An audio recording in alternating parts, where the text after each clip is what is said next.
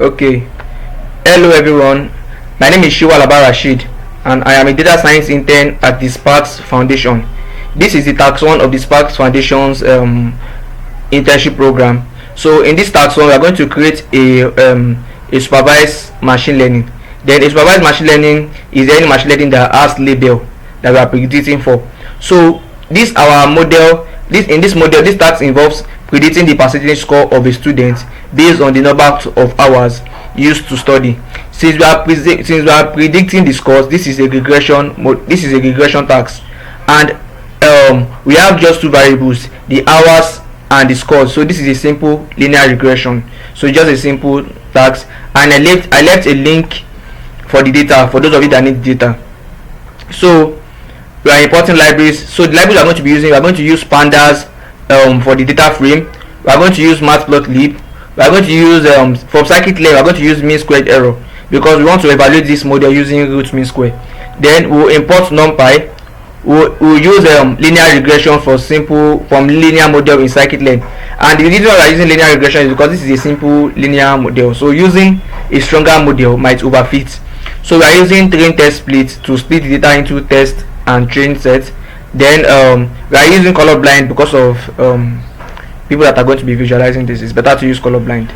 So in our data we have just two columns, the hours and the scores, and the score is the label that we are predicting. So the first thing we did in this data is to split data into train and test sets.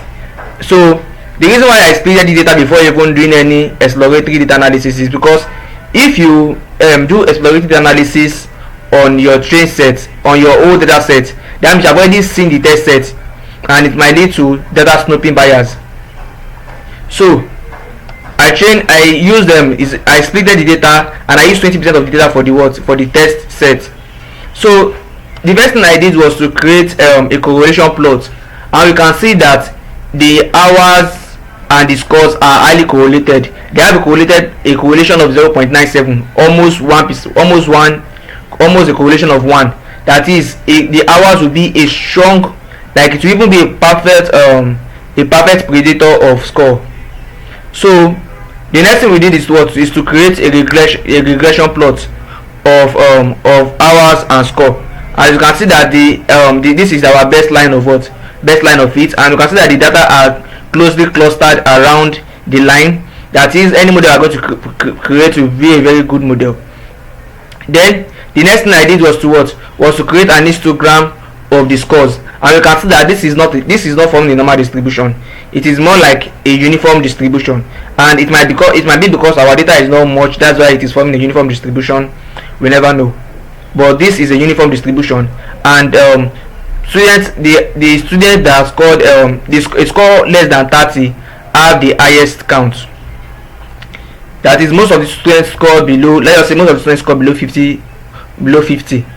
Then we created a disk plot of the hours of study, and you can see that most of the students studied below 4 hours. So the next thing we are going to do is that we are going to split the data into our targets and inputs. Since what we are predicting is the score, that means our score is going to be the dependent variable, which is y, and our x is hours. That is what we are using to predict. That is the predictor. What we are using to predict the score. So we are fitting this model using linear regression. Just forget anything that you've heard. Machine learning is a very simple thing. Just to create the model, all you have to do is to instantiate linear regression and just use this fit. Then our model has been created. Then we are going to predict x. So using this model.predict, it has already predicted the scores for us. Then on the train set, we have a root mean squared error of 5.5.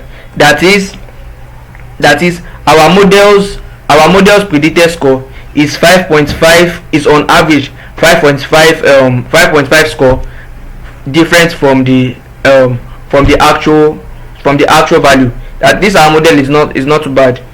Then we are going to evaluate the model. That is, we are going to use the model on the test set and see how the model performs on new data.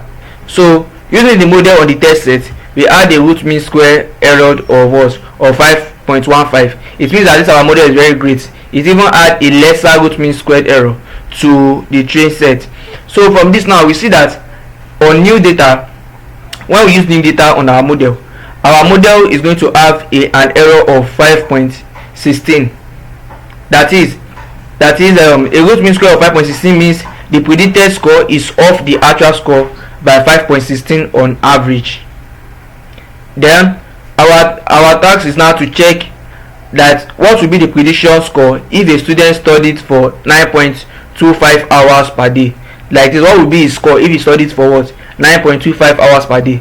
So from this our model, we can see that if a student studied for 9.25 hours per day, is going to have a score of what, 91.51 score. So thank you for sticking with us, and we'll see you next time.